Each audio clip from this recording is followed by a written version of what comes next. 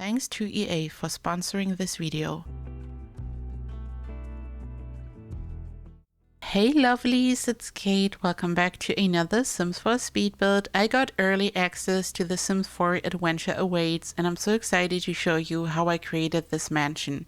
The new world of Gibbi Point features 2 waterfront lots, and I just had to use one to create a super luxurious over-the-top mansion. This build only uses the Sims 4 Adventure Awaits and the base game, no other packs, and I had the best time building this, and I hope that you like how it turned out. Before we continue, remember to use code EMERALD when shopping Sims 4 packs to support me and my channel. Add a pack to your cart, enter Emerald, and apply the code. You can also use my code for the upcoming Adventure Awaits expansion pack. Thank you so much for your support. This is a waterfront lot, so it's all about the ocean and it's looking so beautiful, but I just had to include a pool because it's a luxurious mansion, and you know, I'm always telling you a good mansion needs a pool. I mean, not always, but I really like to include one.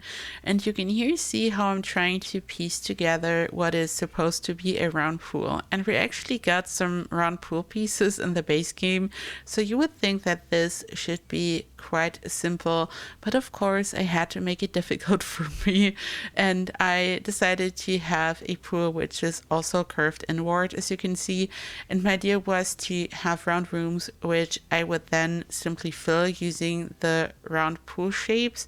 And you cannot build a pool on the ground on waterfront lots. It's the same as in Solani, so I had to build it on the level above. I built a room, I built a floor piece on top, I lowered it, and I just built it inside the room basically, so it's kind of floating above the ocean, but I'm going to use debug pillars to create the illusion of the pool being supported by stilts. And let me tell you, these are some heavy duty stilts if they are able to kind of support this kind of pool, but I just wanted to make it look semi-realistic, I guess. And here I'm placing a lot of small tiny debug pillars. They can just be found in debug, they're from the base game, and I just wanted to place them all around the pool. My initial idea was to place them on the ground so I wouldn't have the situation of having to use stilts, so it would look more realistic. The problem is though that the terrain is like a slope because it's like descending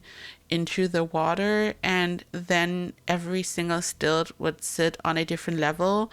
And because I don't have Tool in the early access, it's just the base game and the pack, I just had to find a way to make it work. So I simply decided to place all these little pillars on the same level as the pool. You can see the grid at the bottom, and this way I was able to place them all around the round pool. And I decided to use a sized up version basically everywhere and a smaller version in the front, because I then added the base game glass wallpaper and also some windows from the new pack to make it look more interesting. And you can already see that I placed these stilts at the bottom, just a debug pillar. And I then thought it would be fun to have like some type of deck in the back, and I used this debug base game item here that you can see. It's a wood plank. I really like to use it for slopes. The cool thing is that this item basically does not exist to your Sims. It's not blocking your Sims path, so whenever you use it to decorate the ground, maybe to create a nice looking slope, or maybe to create something like this, you can use it because your Sims will ignore it and they will just walk over it. And I just wanted to have a nice round shape, and I had to rotate every individual wood plank manually using the mouse, as you can here see, and I just wanted to have a fun shape. When I was working on the round pool, I already thought, okay, the round shape is so eye-catching, it's really standing out, that I also wanted to include another round shape, so it's not like this random single gigantic round shape. And I just decided that it would be fun to have this area here above the water where I'm going to build like a fire pit and everything. And this was quite tedious but also fun. You know, I love to place all these small items and create these round shapes, so this was kind of fun. I also added some of these pillars in the ground, and I then added a slide, and I guess we have to talk about slides. So this slide in this case is just for decorative purposes because it's looking cute. So we got a brand new water slide in the pack, which you just saw briefly. It can simply be placed right next to a pool and it's functional and it's working wonderfully. But we then also have a slide which is part of the playground equipment, and that's the one I just placed, which is leading into the ocean, which is just decorative, and this only works as playground equipment. And I kind of made it functional for my last build. In case you watched it, I built a kids camp, and there you can see that this slide is leading into the pool, but it's functional. And for my last build, I just quickly want to talk about slides and explain it, even though it's the last build, because I think I didn't really explain it in my last video. What I did was I placed the playground equipment right next to the pool, and I then attached the slide, and I then removed one square of the pool, so the sim is not sliding into the pool. The sim is sliding and landing on the ground, and I then placed a debug item in the pool and raised it, so it's kind of hiding the fact that it's like not really a pool, and you can check it out. And this is a way to make it functional. You simply remove one square of your pool and you then hide it. You could just place anything in the pool on the ground, even just a rock for example, and you could raise it, and it's still looking like a feature of the pool even though it's playground equipment. So this is a nice trick. I might make a small video about this or a post or something. So this is a way to like make it functional. And here I'm just expanding the build. I used a lot of the new pillars and the spandrels to create this look. You know how much I love granite faults and cabin builds, so this was right up my alley. I love this style. It was really easy for me to build in this style. Every builder has preferred styles, and this was just something that I like instantly fell in love with. I love this style. I love the items, and it was so much fun to use the spandrels and the pillars to create this look.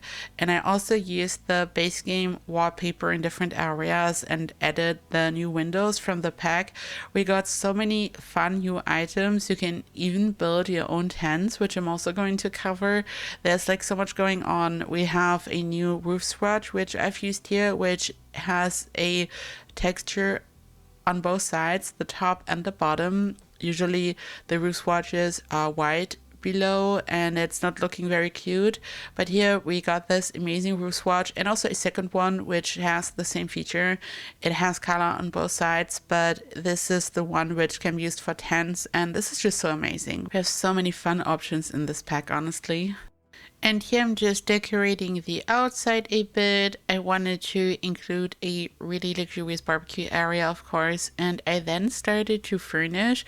This is the big main bathroom, which is directly connected to the living area, so to the kitchen and living room and stuff. And I wanted this to look super cozy. I used the wooden wallpaper from the new pack.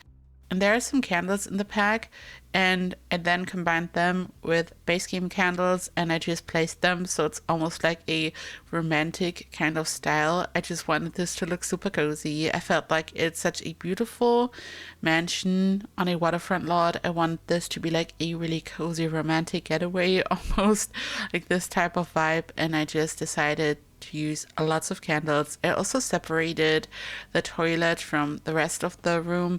Technically, I just thought about this while I was like rewatching this and talking.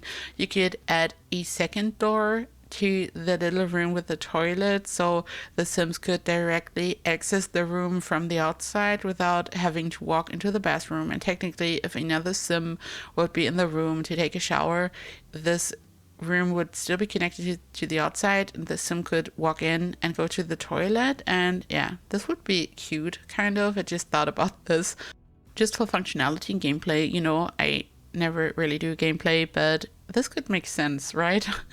I then started to work on the kitchen, and we don't have a new kitchen in the pack, so I decided to use a beautiful base game counter, of course, and this is the one we got in a recent update, and I really love this. Even when I'm building without packs, I still love to use this because it's looking beautiful.